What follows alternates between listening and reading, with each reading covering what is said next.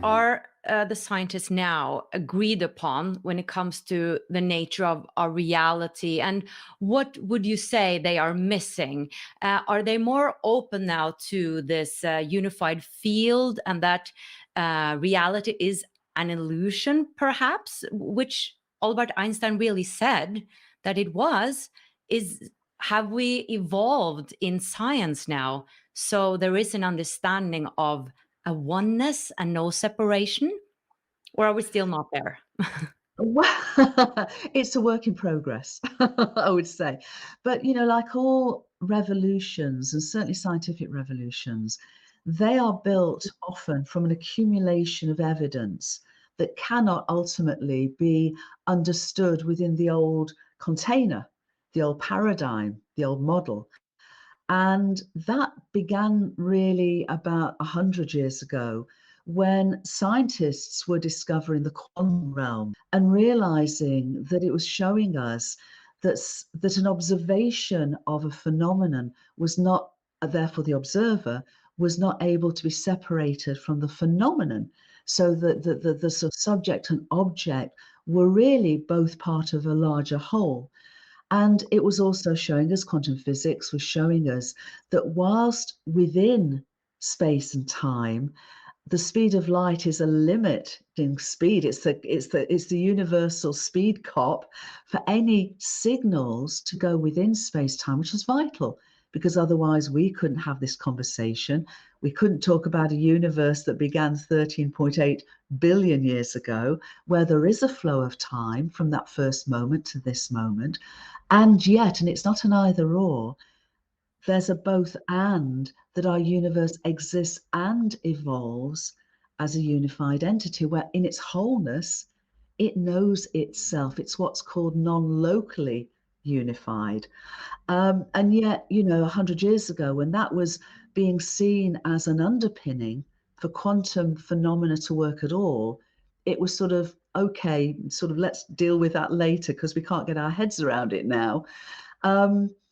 Also, the relativity of time and space as seen from an observer. Einstein's genius, in my view, was not realizing that space is relative to an observer and time is relative to an observer. He went beyond that to realize that we had to expand those two perceptions of space and time into a single perception of what he called space-time.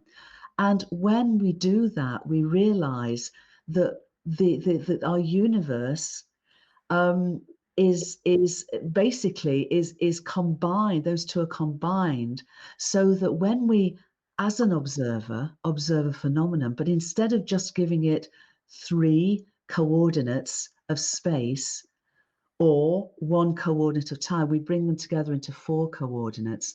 And what that allows us to do, any observer anywhere at any moment can actually describe the same phenomenon without disagreement, with agreement. We can agree. And therefore that gives us an ability to have an agreement of the reality of our universe. But what those incredible breakthroughs 100 years ago did for us, they didn't themselves go far enough, because consciousness was pushed to one side and there was still the old model still was maintained, a model of materialism and separation.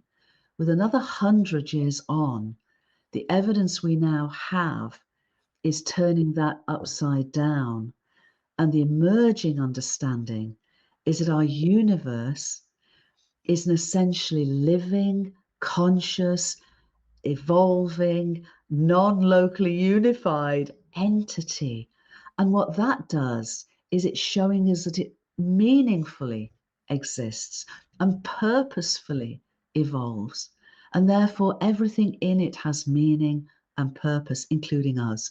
Everything in it has an evolutionary purpose, including us. So it really is far closer, without the evolutionary aspect, to ancient wisdom than it does to that old mechanistic paradigm that was only partially resolved through 20th century science, but now is being wholly resolved, at least to this latest understanding, within the 21st century. And when you say are scientists agreeing to this, I describe myself not as a physicist because that implies just a physical universe, but as a cosmologist. So I'm curious about the nature of reality as a whole. And I would say more and more and more cosmologists are coming to this viewpoint, and more scientists at many, many different fields of research at the leading edge of what they're discovering are also discovering this as being a far more deeper, fundamentally deeper, profound way of describing the nature of reality than the old paradigm of materialism and separation. Um, I mean, you've had your experiences, and I've had my spiritual experiences. And I've been thinking, what if we started to give value to experiences, not just, evidence? And I'm wondering, is there openness to that? Because let's take psychedelica. I don't know if I pronounced that correct. Ayahuasca. Many spiritual people are trying out ayahuasca, and it's really hard to explain. An experience like that, but it's obvious that people are having some spiritual Exactly. experiences. And how can you explain such an experience when we don't have frame for that type of reality? So I'm curious, like, do you think there will come a time where we will also value people's experiences and going into that, and yeah, as proof for certain, different things? Absolutely. And I mean, 6 years ago, when not my latest book, The Story of Gaia, which was published just last year, but in 2017, when my book, The Cosmic Hologram, came out, I co-founded something called Whole World View. And what we aim to do is to serve the understanding, but the experiencing and the embodying of unitive awareness. I think the issue before relatively recently was there wasn't a model that supported those experiences. We had a model, a very narrow model that was sort of supported by the scientific evidence or the interpretation of the science at that point of a reality that was only materialistic, only made up of separate things, and where experiences were not part of it. They were pushed to the side, as was the nature of consciousness and mind. And as a result, those experiences were devalued. Now, the emergent cosmology offers a framing, an underpinning that not only allows these experiences to be understood in this wider, multidimensional understanding of the nature of reality, but they're natural. That's the point. They're natural, what I call supernormal phenomena, not supernatural or paranormal, but supernormal, such as telepathy, precognition, the experiences, the altered states of consciousness experience, says that plant medicine can help facilitate and initiate.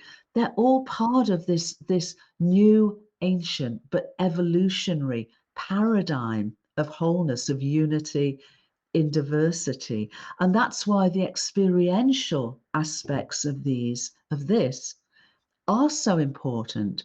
It's not that they supersede the science, it's just that the science is offering a description, an underpinning, a framing for which the vital experiential realization of this wholeness, of our unity in diversity, can be expressed and appreciated and valued, and offering us the wisdom of that deep relationship, that healed relationship with a whole world rather than a fragmented world, which is what our old paradigm has insisted we are part of, and which now is being shown to be fundamentally flawed.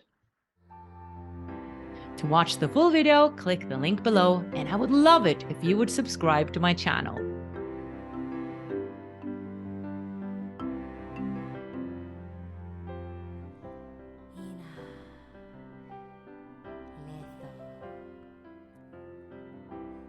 Estomali.